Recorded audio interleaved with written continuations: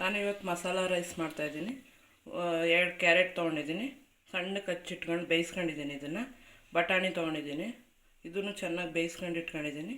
ಒಂದು ಹಸಿ ಕ್ಯಾಪ್ಸಿಕಮ್ಮು, ಅದು ಒಗ್ಗರಣೆಗೆ ಅಷ್ಟೇ ಹಾಕ್ತೀನಿ. ಇಲ್ಲಿ ಹಸಿಮೆಣಸಿನ್ಕಾಯಿ ಒಂದು 4, ಒಂದು ಸ್ವಲ್ಪ ಕರಿಬೇವು, ಇಲ್ಲಿ ಅಚ್ಚ ಖಾರದ ಪುಡಿ, ಧನಿಯಾ ಪೌಡ್ರು, ಇದು ಜೀರಿಗೆ ಪೌಡ್ರು, ಇಲ್ಲಿ ರೈಸು. ಇವಾಗ 10 ನಿಮಿಷಕ್ಕೆ ಮಸಾಲ ರೈಸ್ ಮಾಡೋದು ತೋರಿಸ್ತೀನಿ ನೋಡಿ.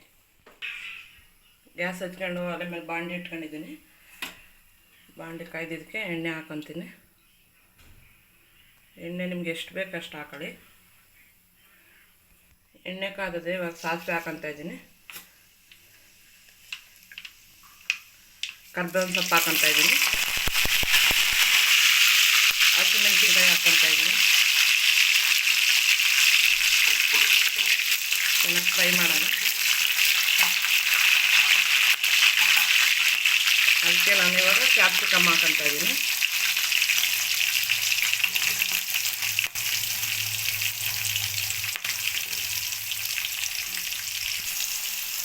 ಉಪ್ಪು ಹಾಕೊತಾ ಇದ್ದೀನಿ. ಕ್ಯಾಪ್ಸಿಕಮ್ ಒಂದು ಸ್ವಲ್ಪ ಬೇಯ್ದು ಅಂತ ಬೇಗ ಬೆಂದ್ಬಿಡುತ್ತೆ ಉಪ್ಪು ಹಾಕಿದ್ರೆ. ಕ್ಯಾಪ್ಸಿಕಮ್ ಚೆನ್ನಾಗಿ ಫ್ರೈ ಆಗಿ ಬೆಂದೈತೆ. ಇವಾಗ ಬೇಯಿಸ್ಕೊಂಡು ಇಟ್ಕೊಂಡಿರೋಂಥ ಕ್ಯಾರೆಟು ಬಟಾಣಿ ಹಾಕೊತಾ ಇದ್ದೀನಿ. ಅದನ್ನು ಚೆನ್ನಾಗಿ ಮಿಕ್ಸ್ ಮಾಡಿ ಫ್ರೈ ಮಾಡ್ತಾರೆ. ಫ್ರೈ ಆಗಲಿ. ಇದು ಚೆನ್ನಾಗಿ ಫ್ರೈ ಮಾಡ್ಕೊಂಡಿದ್ದೀನಿ. ಇವಾಗ ರೆಡಿ ಮಾಡಿ ಇಟ್ಕೊಂಡಿರೋಂಥ ಮಸಾಲ ಹಾಕೊತಾ ಇದ್ದೀನಿ.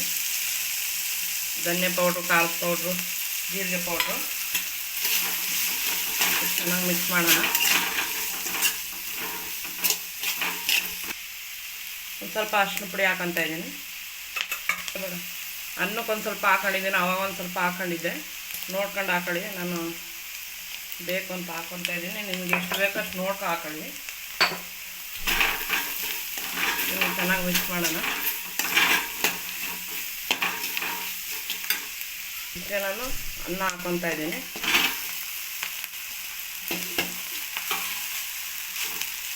ಅನ್ನ ಹಾಕೊಂಡು ಚೆನ್ನಾಗಿ ಮಿಕ್ಸ್ ಮಾಡೋಣ.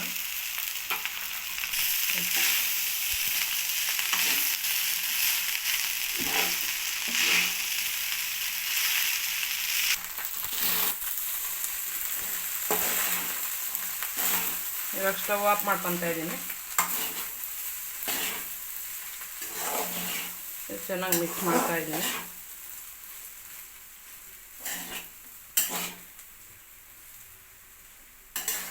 ಸಿಂಪಲ್ಲಾಗಿ ಆಗುತ್ತೆ ಮಸಾಲ ರೈಸು. ನೀವು ಮನೇಲಿ ಟ್ರೈ ಮಾಡಿ. ನಿಮ್ಗೆ ಇಷ್ಟ ಆದರೆ ಲೈಕ್ ಮಾಡಿ, ಸಬ್ಸ್ಕ್ರೈಬ್ ಮಾಡಿ, ಶೇರ್ ಮಾಡಿ ನೀವು ಫ್ಯಾಮಿಲಿಯವ್ರಿಗೆ. ಸಿಂಪಲ್ಲಾಗಿ ಮಾಡ್ಕೋಬೋದು ಮಸಾಲ ರೈಸು. ನೋಡಿ, ಮಸಾಲ ರೈಸು ಸೂಪರಾಗಿ ಬಂದಿದೆ. ಇವಾಗ ತಟ್ಟೆಗೆ ಹಾಕೊತೀನಿ.